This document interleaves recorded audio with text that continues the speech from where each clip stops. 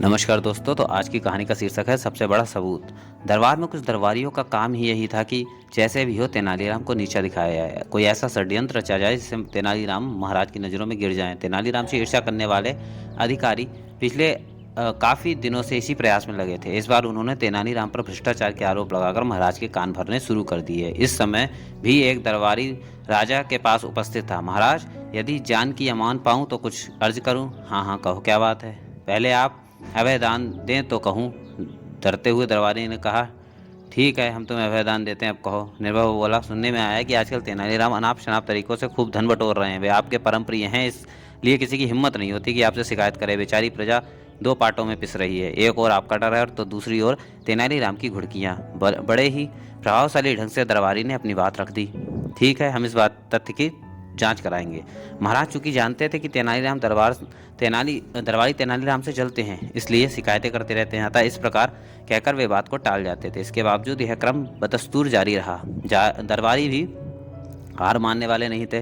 महाराज बात टालते नहीं थक रहे थे और दरबारी शिकायतें करते नहीं थक रहे थे, किंतु वही बात, एक झूठ को रोज रोज बोलो तो वह भी सच लगने लगता है। एक दिन महाराज सोचने लगे कि कहीं ऐसा तो नहीं कि दरबारियों की बातों में कुछ सच्चाई अवश्य हो और हम तेनालीराम के स्नेह के कारण बात को टालकर कोई अनर्थ कर रहे हो। जिस प्रकार से तेनालीराम की शिकायतें आ रही हैं, उससे तो यही लगता है कि वह हमारे प्यार सम्मान का अनुचित लाभ उठा रहा है। किसी ने सच ही कहा है, इंसान की बुद्धि बदलते देर नहीं लगती। तेनालीराम को दंड देना ही होगा, अन्यथा मेरे न्याय पर उंगली उठने लगेगी। ये बात मस्तिष्क में आते ही महाराज ने दूसरी दिन तेनालीराम को दरबार में तलब किया। तेनालीराम, पिछले लगभग 2 माह से तुम्हारे खिलाफ शिकायतें मिल रही हैं कि तुमने राज्य में रिश्वत का बाजार गर्म किया हुआ है। रिश्वत महाराज? मैं और रिश्वत? महाराज, ये तो उसी प्रकार असंभव है जिस प्रकार नदी के 2 पाटों का मिलना। हम भी यह बात जानते हैं, इसी कारण इतने दिनों से चुप रहे, किंतु अब और शिकायतें नहीं सुनी जाती। अतः या तो तुम अपनी ईमानदारी का प्रमाण दो या पद से त्याग पत्र। महाराज के स्वर में छिपी वेदना को तेनालीराम ने तुरंत भांप लिया। वह समझ गया कि उसके दुश्मनों ने महाराज की नाक में दम किया हुआ है, इसलिए दुखी होकर महाराज को यह सब कहना पड़ रहा है। इस साजिश का भंडाफोड़ करना ही पड़ेगा। तेनालीराम चुपचाप अपने घर चले गए। अगले दिन जैसे ही दरबार की कार्यवाही आरंभ हुई, वैसे ही तेनालीराम का नौकर एक पत्र मंत्री जी के हाथों में सौंप गया।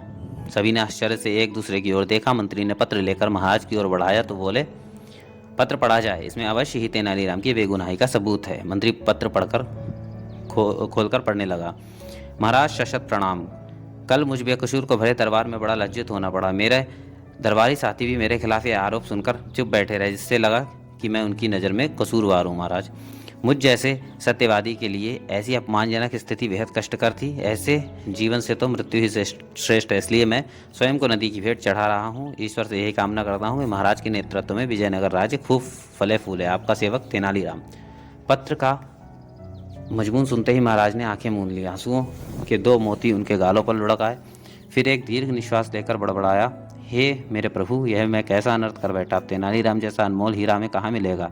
आप ठीक कहते हैं महाराज, तेनालीराम का हितैषी एक दरबारी दुखी स्वर में बोला। तेनालीराम बहुत ही बुद्धिमान था, उसकी पूर्ति हो पाना असंभव है। वह राजभक्त, विद्वान, सत्यवादी और ईमानदार था। वह सबका हितैषी और खुशमिजाज था। धीरे धीरे दरबार में तेनालीराम की प्रशंसा होने लगी। इनमें दोनों ही किस्म के लोग थे, तेनालीराम के हितैषी भी और शत्रु भी। महाराज को फौरन अपनी भूल का एहसास हो गया, किंतु अब हो भी क्या सकता था। तो उन्होंने तत्काल आदेश जारी किया, आज की सभा शोक सभा के रूप में होगी। आप सभी तेनालीराम की आत्मा की शांति के लिए ईश्वर से सच्चे मन से प्रार्थना करें। आज हम तेनालीराम के गुणों की चर्चा करके उन्हें सच्ची श्रद्धांजलि देंगे। आज्ञा का तुरंत पालन हुआ। राज्य का झंडा झुका दिया गया। सभी ने कुछ न कुछ कहकर तेनालीराम को श्रद्धांजलि अर्पित की। सबने उसके गुणों का बखान किया। तभी दर्शक दीर्घा से एक जटाजूट उठ खड़ा हुआ और अपना लिबास आदि उतारकर फेंकते हुए बोला, महाराज की जय हो। महाराज, आपने और दरबारी साथियों ने मुझे एक स्वर में निर्दोष व सत्यवादी बताया। मेरी ईमानदारी का इससे बड़ा सबूत और क्या होगा महाराज। सभी ने देखा कि वह नकली जटाधारी स्वयं तेनालीराम था। सभी भौचक्के रह गए। महाराज का भी चेहरा खिल उठा। वे बोले, तुमसे कोई नहीं जीत सकता तेनालीराम। तुम्हारी विद्वत्ता का पार नहीं पाया जा सकता। तुमने सिद्ध कर दिया कि तुम निर्दोष हो और ऐसा तुमने अपने आलोचकों के मुंह से भी कहलवा दिया। तुम धन्य हो। यह बात महाराज ने दरबारियों की ओर देखकर कही थी। अतः जो दरबारी तेनालीराम से खार खाते थे, उनकी गर्दनें शर्म से झुक गईं।